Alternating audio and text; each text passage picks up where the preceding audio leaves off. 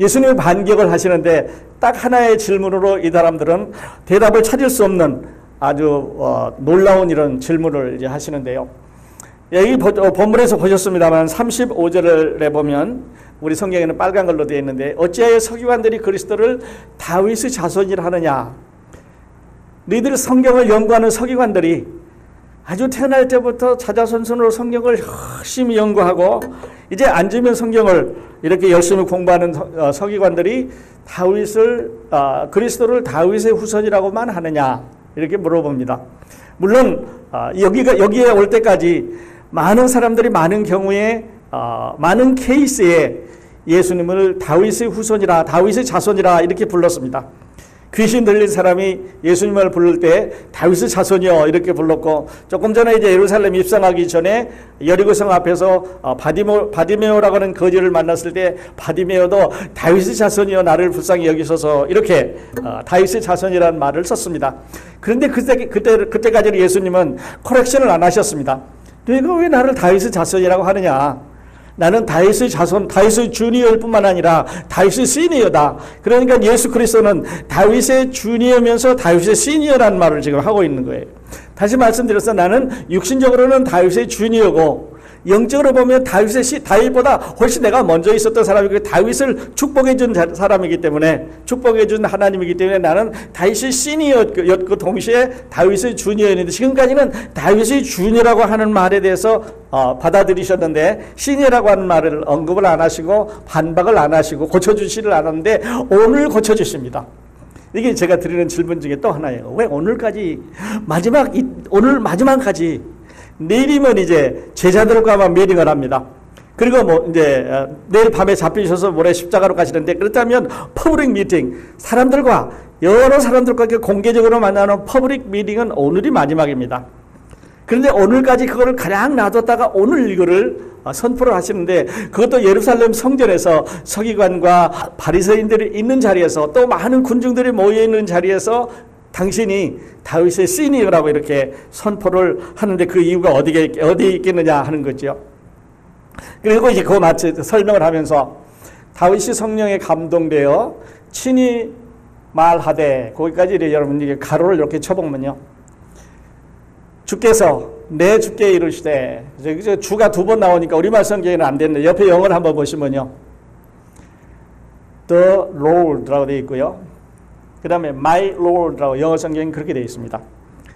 좀 더 이따 말씀을 드리겠습니다만은, 그래서 킹 제임스 성경은 이거를 좀 더 정확하게 알기 쉽게 번역을 해놨는데, 처음에 나오는 The Lord는 하나님이에요.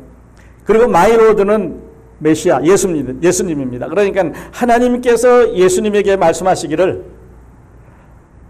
내가 내 원수를 내 발등 아래 둘 때까지 내 우편에 앉아 있으라. 다시 말씀드려서 하나님이 예수님에게 하신 말씀을 기록을 하셨습니다.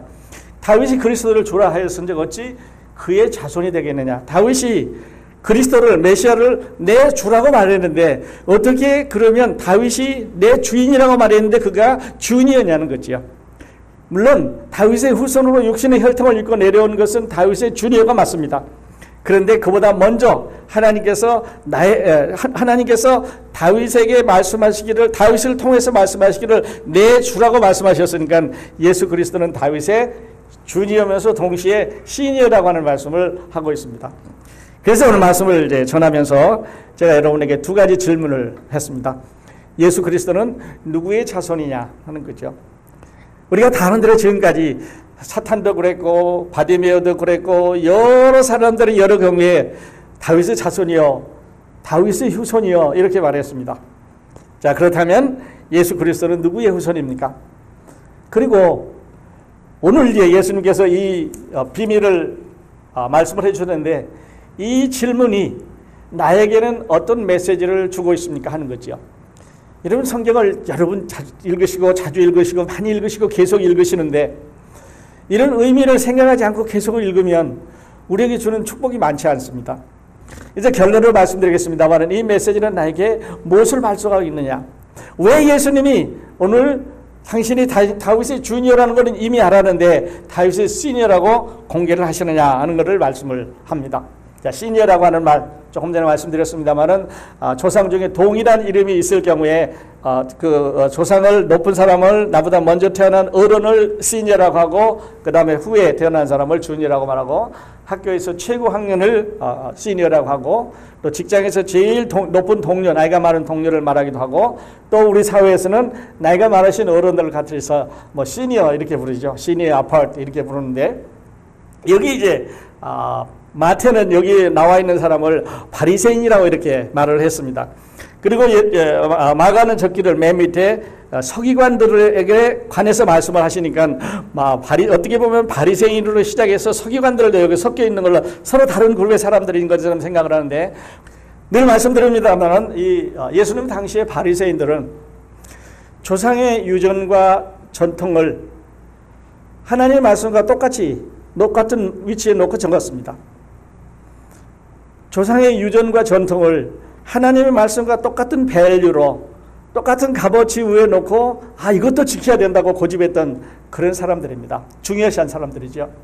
산헤드린 멤버면서 막강한 권력을 가지고 있습니다. 사람들과 구별된 옷을 입고 구별되게 살았습니다. 그런데 신앙은 권위적이고 외형적이고 위선적이고 형식적이었습니다.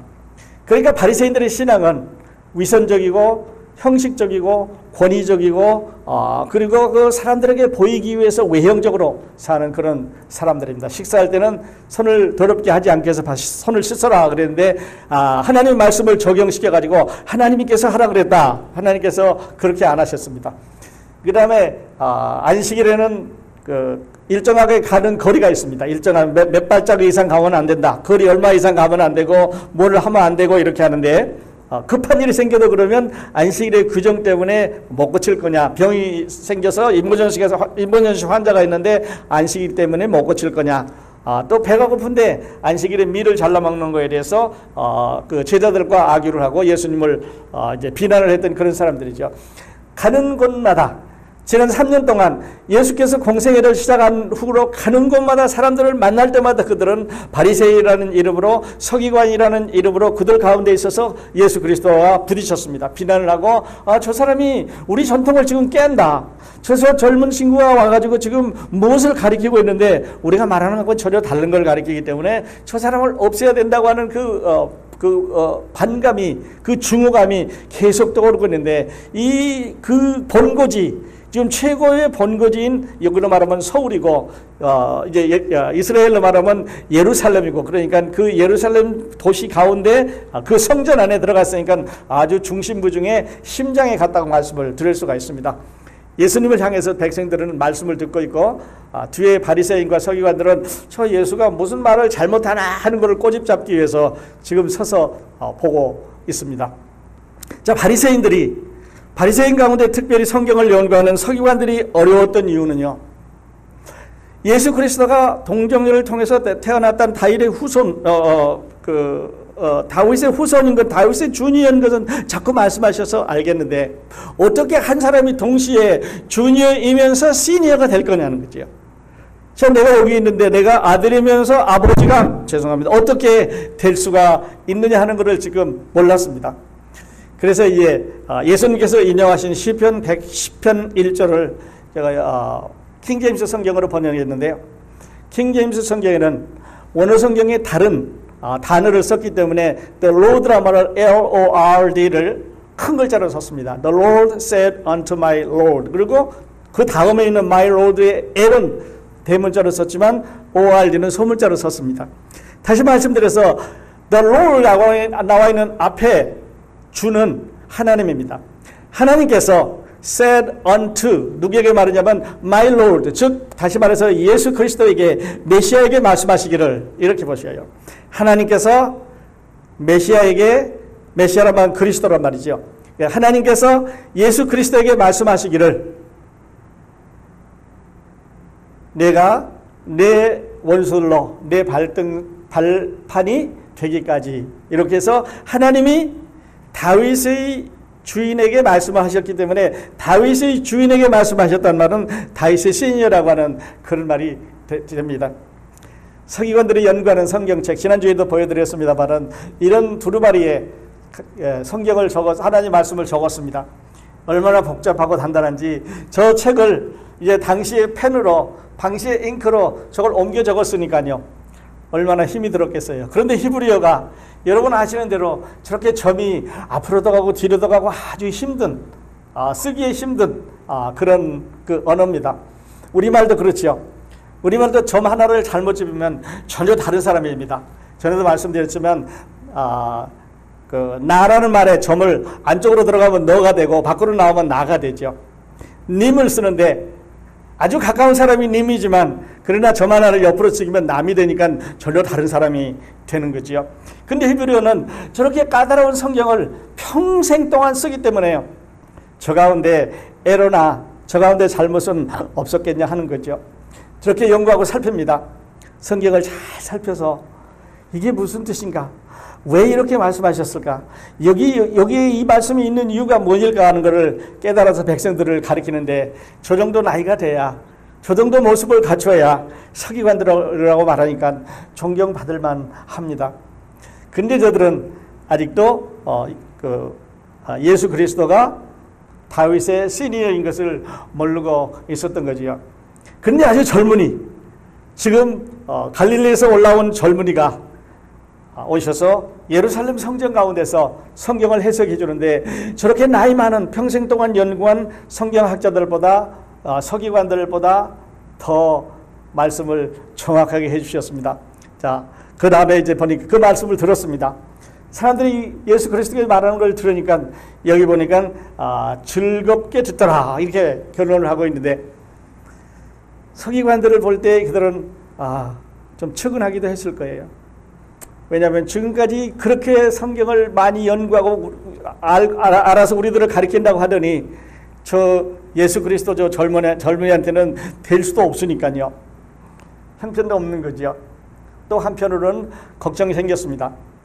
지금 저 예수 그리스도가 성경을 저렇게 정확하게 잘 알고 시편 110편 1절에 있는 말씀을 딱 집어서 그거를 적용해서 이야기를 해주는데 앞으로 어떤 일이 일어날고 지금 저 서기관과 저 바리새파 사람들이 저 사람 그만 안 둘 텐데 어떤 일이 일어날고 걱정을 하는 그런 분위기가 생겼습니다.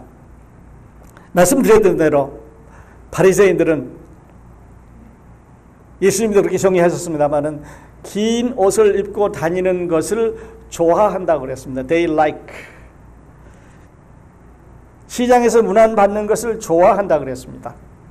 회당에 상석에 앉는 것을 좋아한다고 그랬고 잔치에 윗자리에 앉는 것을 좋아한다고 그랬습니다. 가부의 자산을 뺏어가고 외식으로 길게 기도하고 그렇게 하는 사람들이라고 말합니다. 위에서 말하는 긴 옷을 입고 다니는 것을 좋아한다는 말은요, 하나님하고는 전혀 상관이 없습니다. 하나님의 긴 옷 입고 다니라고 말씀하신 적이 없습니다. 하나님께서 시장 문안받는 걸 좋아하라는 말씀하신 적이 없고 회당 상석에 앉으는 말을 한 적이 없습니다. 회당이란 말은 오늘날 말하면 교회 같은 건데요. 상석은 이렇게 어디 가면 목사님들처럼 회중을 보고 앉는 석을 상석이라고 말합니다. 잔치 자리에 가면 제일 먼저 베스트 게스트라고 그러죠. 거기 자리에 앉아서 음식도 제일 먼저 가져오게 되고 더 많은 어텐션을 받아서 서비스를 더 많이 받기 위해서 제일 좋은 자리에 앉는데, 다섯 번째는 과부들의 가산을 삼킨다고 그랬습니다. 힘든 사람들이죠. 어려운 사람들입니다. 과부라고 그랬으니까 자녀가 있는지 없는지 모르겠습니다만은 이제 돌아가시게 되면 당신의 자녀를 당신의 재산을 하나님 앞에 내십시오 하고 강탈해가는 사람들입니다. 그러니까 재산을 삼킨단 말은요, 그들에게 찾아가서 위협하고 협박해서 그 재산을 다 뺏는 사람들이에요. 요 다음 주에 나옵니다만은 이 과부들은 그 당시의 사회의 이 개념으로 봐서 참으로 불행한 사람들이죠. 여자들은 물론 카운트도 안 했으니까 여자라고 하는 것도 불행한데 거기에 과부라고 하는 말은 남편이 없으니까요. 그렇다고 보면 모세는 율법에 그와 같은 여자들을 돌보라고 말했습니다. 요즘 이제 우리 미국이나 한국처럼 소셜 시큐리티가 잘 발달된 나라는 소셜 시큐리티 사회보장 제도가 그들을 돌보주게 그렇게 되어 있습니다. 그래서 그들에게 연금을 줘서 살 수 있도록, 또 평소에 일을 많이 했으면 일한 만큼 더 주도록 그렇게 살고 있는데, 그 당시에는 그런 사회가 아니기 때문에 일반적으로 성전에서 이제 도와줘야 되는 그런 형편이죠. 그런데 그 여자가 성전 안에 들어가서 헌금을 하는데요, 여러분 아시는 대로 아주 적은, 요즘 말로 하면 얼마쯤 될런지 모르는데 작은 양의 헌금을 했습니다. 이분은요, 자기 인컴에서 몇 퍼센트를 낸 게 아니고 자기가 구걸에서 살아야 되는 그 최저의 삶에서 얼마를 냈으니까요. 이분이 낸 거는 요즘 말로 하면 론을 받아가지고 빌려가지고 하나님을 사랑하는 마음으로 그에게 냈다고 하는 말이에요. 그러니까 부자가 얼마 냈느냐, 얼마만큼 냈느냐가 자기 인컴이 있는 사람이 얼마 냈느냐 하는 거고, 이 여자 인컴이 없는 여자가 어디서 구해와가지고 자기 걸 다 희생하고 줄이고 해서 하나님 앞에 넣은 거하고는 밸류가, 가치가 다릅니다. X가 문제가 아니라 가치가 다른 거지요. 이 여자가 내는 이 동전 돈입은 그 가치가 이 여자에 있어서 어쩌면 생명과도 바꿀 수 있는데, 다른 사람이 내는 그 액수, 아무리 많은 액수라고 하더라도 생명과는 바꿀 수가 없으니까요. 그러니까 액수가 문제가 아니라 가치가 문제인 것을 이제 말씀을 하시는데요. 다음 주에 또 말씀을 드리도록 하겠습니다. 그런데요, 예수님 당시에만 바리새인이 있었거든 오늘날에 바리새인이 없으니까 우리는 아무렇게 바리새인들에게 시달리지 않아도 되느냐 하는데, 어떤 분이 요즘 바리새인, 현대의 바리새인을 이렇게 정의를 했습니다. 성경의 규칙을 만들고, 성경 외의 규칙을 만들고 강요한다. 교회 가보면요, 하나님의 말씀인 성경을 펴서 들고 있고 하나님의 말씀을 받아들이기까지 많은 울타리를 지나가야 됩니다. 이 교회 가니까 이런 울타리가 있습니다. 그거 지나가니까 또 다른 울타리가 있어서 그 울타리를 지나야 예수님 말씀 만날 수가 있습니다. 다른 교회 가면 또 다른 전통이 있고 또 문화가 있고 규칙이 있고 그거를 지키도록 강요를 받고 있습니다.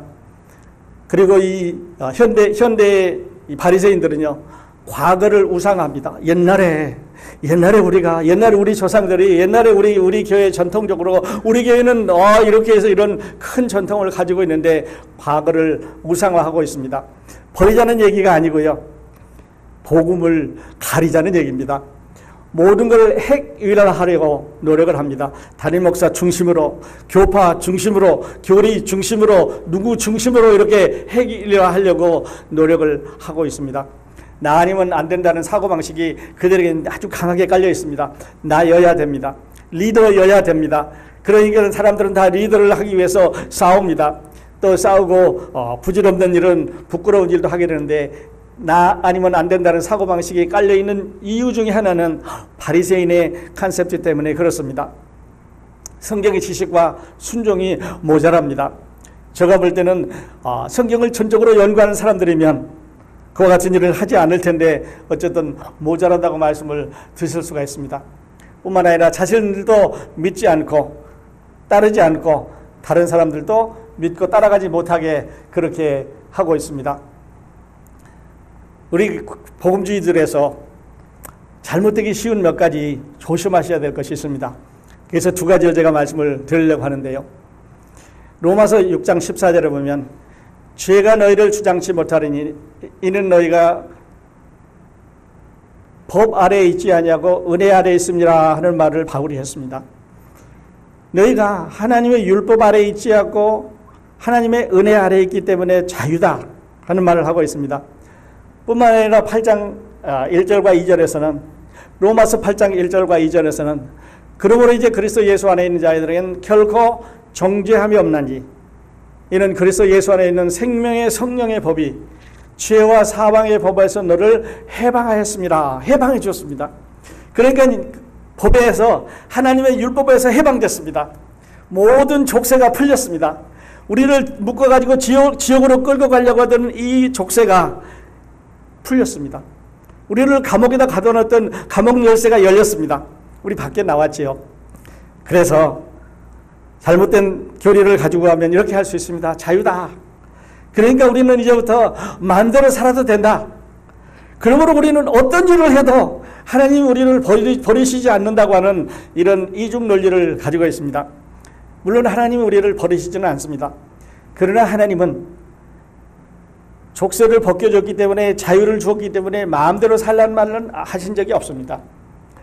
족쇄를 벗겨주셨기 때문에 자유를 주셨기 때문에 하나님을 따라가면서 하나님을 섬기라고 말씀하셨지 세상에 나가서 마음대로 훔쳐도 괜찮고 나쁜 짓을 하고 감옥에도 괜찮고 뭐 극단적으로 사람을 해쳐도 괜찮다고 하는 이런 논리는 성경에 없는 논리예요.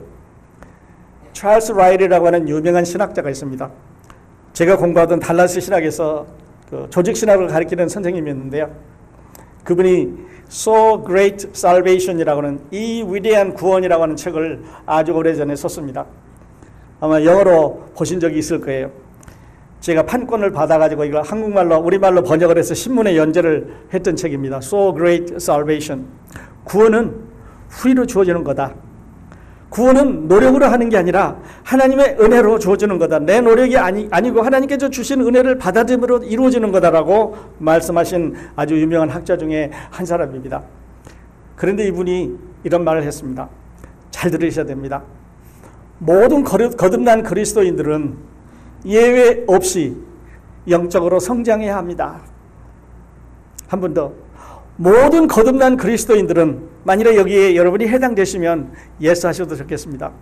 모든 거듭난 그리스도인들은 예외 없이 영적으로 성장해야 됩니다. 자라야 됩니다. 따라서 성장하지 않는 그리스도인이 있다면, 세상 죄를 즐기는 그리스도인이 있다면, 아직도 죄 가운데 머물러 있고 세상 일을 내가 해도 괜찮다고 하는 엉터리를 쓰는 그리스도인이 있다면 그는 이렇게 말했습니다. 그 사람은 거듭난 사람이 아닙니다.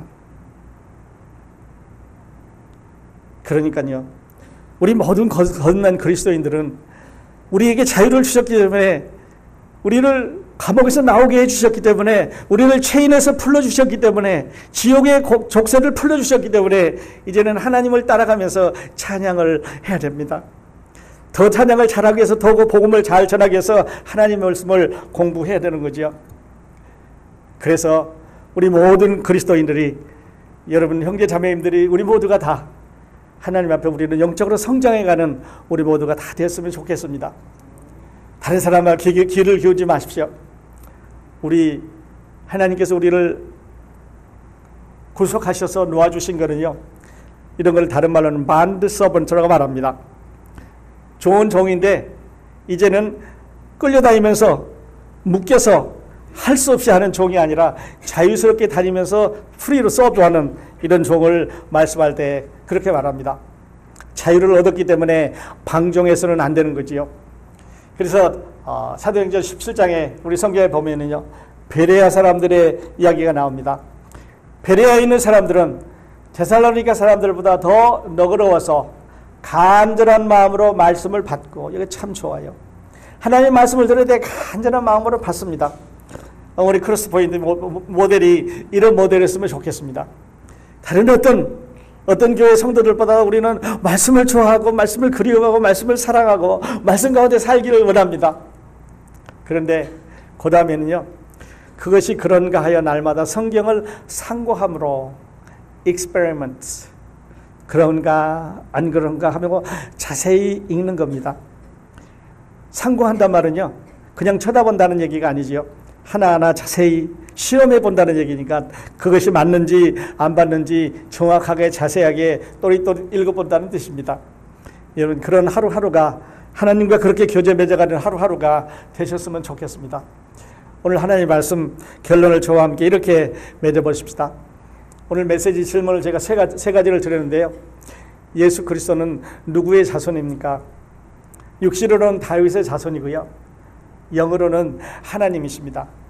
그러니까 다윗의 육신으로는 주니어고, 그다음에 영적으로 말하면 다윗의 시니어입니다. 그래서 주니어와 시니어가 한 몸에 이어질 수 있는, 그가 하나님이시면서 그가 사람이셨기 때문에 이게 가능했습니다. 인간으로는 불가능한 이야기죠. 이 질문은 나에게 어떤 메시지를 주고 있는가? 여러분, 이 부분의 성경이 예수 그리스도가 다윗의 주니어면서 다윗의 시니어였다고 하는 이 말씀이 여러분에게는 어떤 의미를 주고 있습니까? 마태는 왜 자기 성경에 이것을 기록했을까요? 무슨 의미가 있었을 텐데, 여러분에게 전하고 싶은 메시아 예수 그리스도가 누구인지를 전하고 싶은 어떤 메시지가 있었을 텐데요.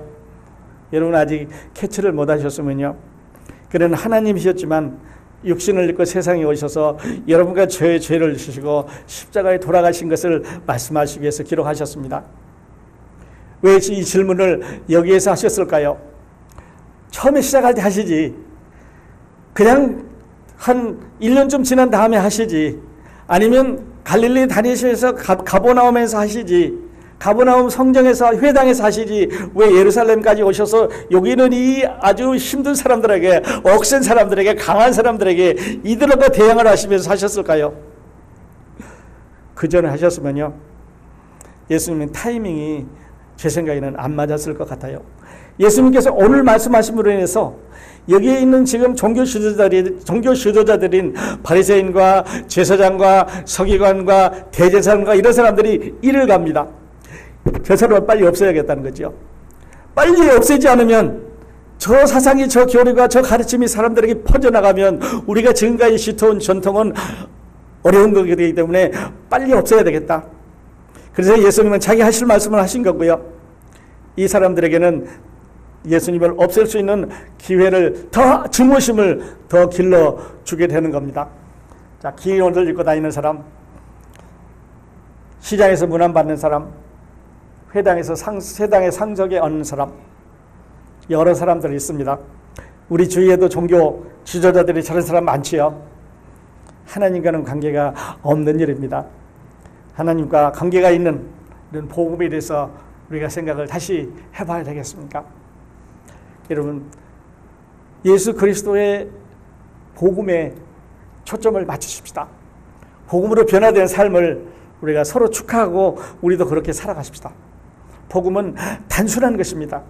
연구하고 부지런히 살피고, 물론 연구하고 부지런히 살피면 더 많은 사람들에게 더 좋은 것을 더 편하게 전할 수 있는 그런 도구는 되겠지만, 그러나 그렇게 해야 구원받는 것은 아닙니다.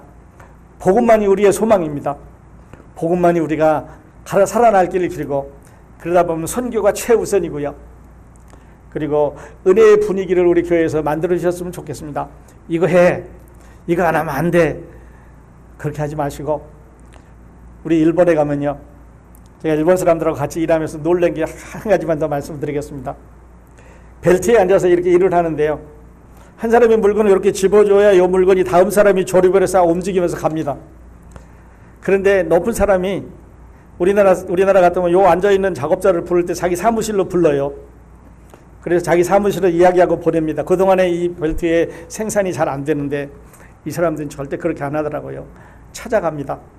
일하고 있는데 물어봐요. 그러니까 생산은 되는 거죠. 그래서 하는 얘기가, 나는 한 시간에 얼마를 받는데 이 사람들은 한 시간에 나보다 훨씬 적은 걸 받지만 요 하나가 멈추면 다음 뒤에 있는 많은 사람들이 멈추니까, 생산부터 저 뒤에 있는 사람들이 다 멈추니까 회사로 가서 훨씬 손해라는 거예요. 그래서 찾아가서 이야기를 합니다. 혹시 여러분 유심히 보셨는지 모르지만요, 저는 찾아가서 이야기하는 스타일입니다. 거기서 일하면서 죽이 맞는 거다. 복음을 전하는 우리 그리스도인들에게도 사랑이라는 건 저렇게 표현하는 게 맞는 거다. 그래서 대개의 경우에 그래서 그렇구나 하실지 모르지만, 식사하실 때, 어떤 일을 하실 때 저는 찾아가서 이야기합니다. 왜냐면 부르면 저는 편할지 모르지만, 목사님이 호출하니까 오는 거 기분은 좋으실지 모르지만요, 그건 순서가 아니라고 생각합니다.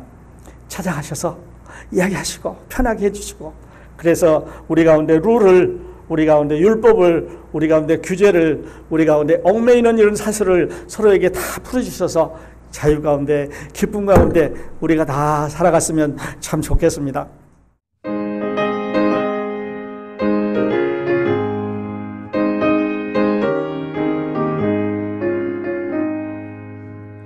빛의 사자들이여 어서 가서 어둠을 물리치고 주의 진리 모르는 백성의